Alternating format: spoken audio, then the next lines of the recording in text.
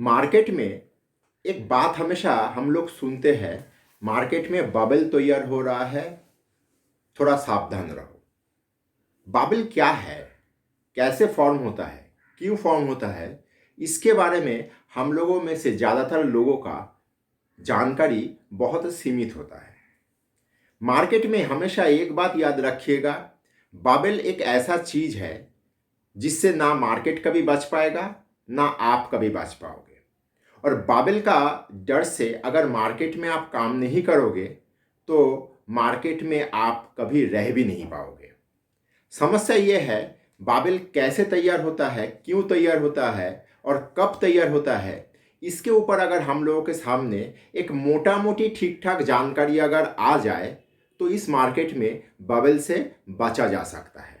आज का एपिसोड में हम लोग मार्केट का यही बाबेल का बेईमानी का किस्सा का पर्दाफाश करेंगे।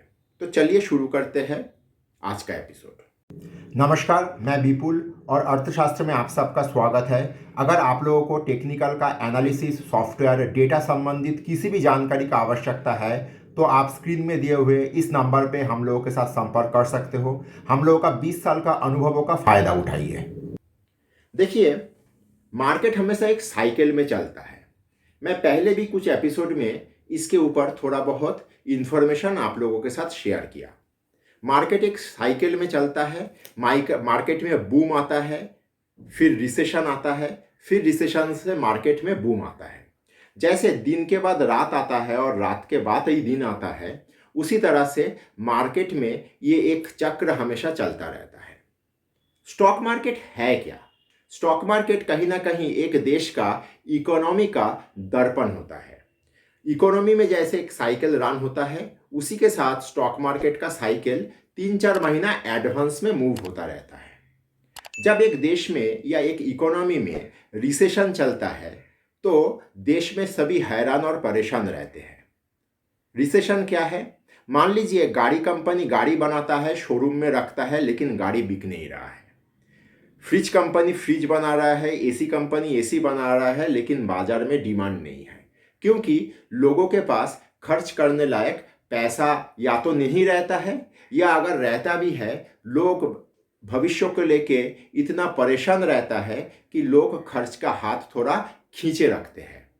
तो इसी समय में उस देश का या उस इकोनॉमी जो सरकार के नियंत्रण में रहता है, उस देश का सरकार वहाँ पे कुछ एक एक्शन लेते हैं। क्या एक्शन? नॉर्मली सरकार के पास मूल एक्शन लेने का जगह बचता है कि सरकार चाहता है कि उस इकोनॉमी में ज़्यादा पैसे को पंप किया जाए, और उस देश का जो बैंक रेगुलेशन बॉडी रहता है उसके माध्यम से सरकार यही काम करने का कोशिश करते हैं। जैसे हम लोगों का देश में रिजर्व बैंक है, अलग अलग देश में अलग अलग नियामक संस्था होता है, तो वो उसके माध्यम से इकोनॉमी में धन का पंपिंग करते हैं। और क्या करते हैं? और इंटरेस्ट रेट को घटाने का काम करते हैं। इससे क्या होता है? इससे बाजार में अचानक से धीरे धीरे पैसे का एक प्रभाव आना शुरू हो जाता है। इकोनॉमी में हमेशा याद रखिए, पैसा कहीं ना कहीं रक्त के समान होता है। जैसे एक शरीर में खून की कमी हो जाने से उस बीमारी को एनीमिया कहा जाता है, वो तरह तरह का बीमारी लेके आता है। एक इकोनॉमी में भी अगर पैसा का शॉर्टेज हो जाता है तो उस देश में भी इस तरह का रिसेशन जैसा हालत तैयार होता है। इससे उभरने का एक ही सॉल्यूशन होता है कि कहीं ना कहीं शरीर में रक्त का प्रभाव किसी तरीके से खून देके, किसी भी तरीके से विटामिन ऐसा कुछ देने से, जैसे शरीर में खून का प्रभाव, खून का ये सब बढ़ता है, उसी तरीके का कुछ एक व्यवस्था किया जाता है। तो क्या किया गया? बाजार में या इकोनॉमी में पैसे का पंपिंग कर दिया गया। सिर्फ इतना ही काफ़ी नहीं है, इंटरेस्ट रेट को कम करा के लोगों को वो पैसा मार्केट मतलब बैंक से उधार लेने के लिए प्रोत्साहित भी किया जाता है। अब लोग क्या करते हैं? लोग, इंडिविजुअल व्यक्ति हो या इंस्टीट्यूशन हो, बड़ा बड़ा कंपनी, ये सारा चीज़ बाजार से पैसा उधार लेते हैं। अब इंडिविजुअल व्यक्ति अगर मार्केट से ऐसे पर्सनल लोन हुआ, ये सब माध्यम से पैसा लेंगे तो वो पैसा लेके वो करेंगे क्या? स्वाभाविक रूप से वो लोग वो पैसे को खर्च करेंगे, और अगर खर्च करेंगे तो कुछ ना कुछ चीज बिकेगा, चाहे कोई सर्विस बिके, चाहे कोई सामान बिके। तो इस तरीके से मार्केट में धीरे धीरे एक डिमांड क्रिएट होना शुरू होता है, और डिमांड अगर क्रिएट हो जाए तो स्वाभाविक रूप से वो कोई चीज, मान लीजिए फ्रिज अगर बिक रहा है तो फ्रिज बनाने वाला कंपनी का माल बिकेगा, तो फ्रिज बनाने वाला कंपनी का अगर माल बिकेगा तो फ्रिज बनाने वाला कंपनी का प्रॉफिट होगा। तो इस तरीके से एक एक साइकिल चालू होना शुरू हो जाता है, और इस तरीके से सारा इकोनॉमी के साथ जुड़ा हुआ सारा कंपनी हो, एसेट क्लास हो, उसमें अचानक से धीरे धीरे एक तेजी आता है, क्योंकि इससे डिमांड जो क्रिएट हो रहा है। हमेशा याद रखिए, मार्केट में कोई भी चीज का अगर डिमांड क्रिएट होगा तो उस चीज का प्राइस बढ़ना स्वाभाविक है। तो इस तरीके से एक साइकिल में धीरे धीरे उसका डिमांड क्रिएट होगा, उसका प्राइस बढ़ेगा, और प्राइस अगर बढ़ेगा तो मार्केट में क्या आएगा, मार्केट में इन्फ्लेशन आएगा। तो डिमांड क्रिएट होने से कंपनी का प्रॉफिट बढ़ा, माल बिक रहा था तो प्रॉफिट बिक रहा, तो उस कंपनी का अगर मार्केट में शेयर लिस्टेड है तो प्रॉफिट बढ़ रहा है, ऐसा देख के लोग उस कंपनी का शेयर में निवेश करेंगे, उसका शेयर का प्राइस बढ़ेगा। तो इस तरह से एक चक्र चलना स्टार्ट हो जाता है। सब कुछ हालत सामान्य रहता है, शेयर का दाम बढ़ रहा है, सामान का डिमांड बढ़ रहा है, सामान का प्राइस बढ़ रहा है, कंपनी का प्रॉफिट बढ़ रहा है, सब कुछ पॉजिटिव लग रहा है। लेकिन इसी चीज भीतर में एक नया समस्या भी जन्म लेना शुरू होता है। इस समस्या को हम लोग कहते हैं इन्फ्लेशन। और इस इन्फ्लेशन को देखते हुए क्या किया जाता है, एक बड़ा बड़ा इंस्टीट्यूशनल इन्वेस्टर जो लोग होते हैं, जिसको हम लोग बड़ा पार्टी कहते हैं, वो लोग ये इन्फ्लेशन नामक चीज को बहुत ही पसंद नहीं करते हैं। इन लोगों के लिए सारा समस्या का जड़ इन्फ्लेशन है, ऐसा इन लोगों का मानना होता है। तो क्योंकि इकोनॉमी में इन्फ्लेशन बढ़ता है तो क्या करते हैं ये लोग, धीरे धीरे अपना प्रॉफिट लेना शुरू करते हैं स्टॉक मार्केट से या कैपिटल मार्केट से।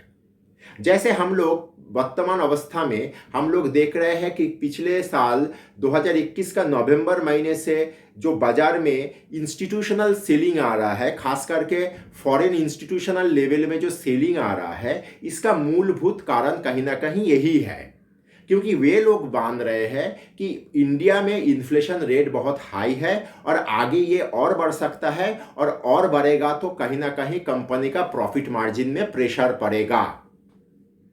तो क्या होता है, इंस्टीट्यूशन अपना प्रॉफिट लेना शुरू करते हैं, और प्रॉफिट लेना शुरू करेंगे मतलब बेचने के लिए आएंगे, बेचने के लिए आएंगे मतलब सप्लाई ज़्यादा आएगा और प्राइस क्रश करेगा।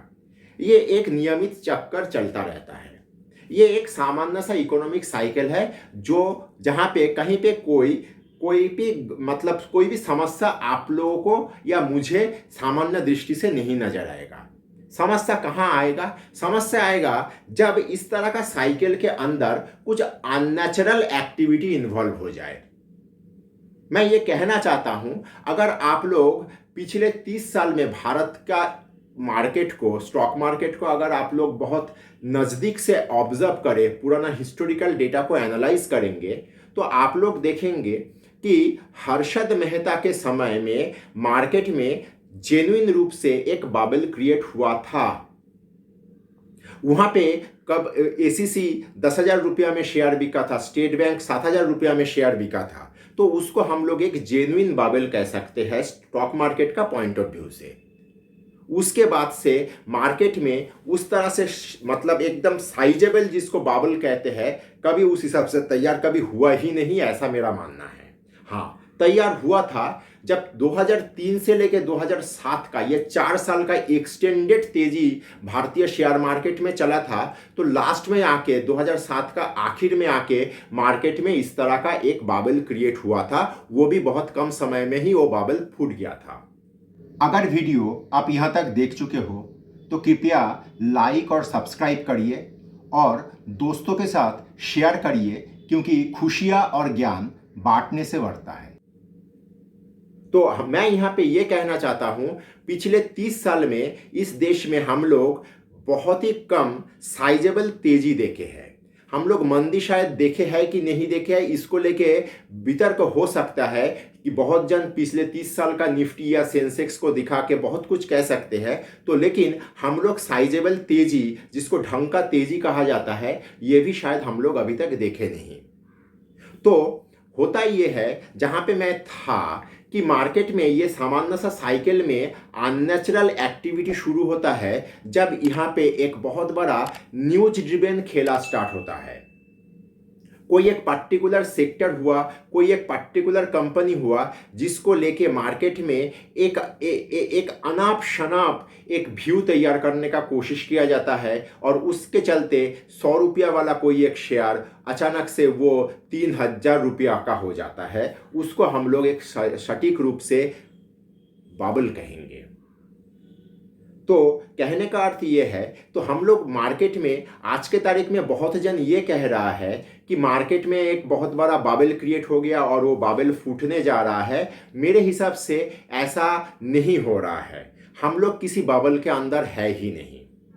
जैसे आप लोगों को याद होगा 2021 का 31 दिसंबर का एपिसोड में मैं आप लोगों को नए साल के बधाई देने के साथ आप लोगों को बहुत बार बार सचेत किया था कि 2022 बहुत कठिन होने जा रहा है, लेकिन मैं वहाँ पे भी किसी बाबल का जिक्र नहीं किया था।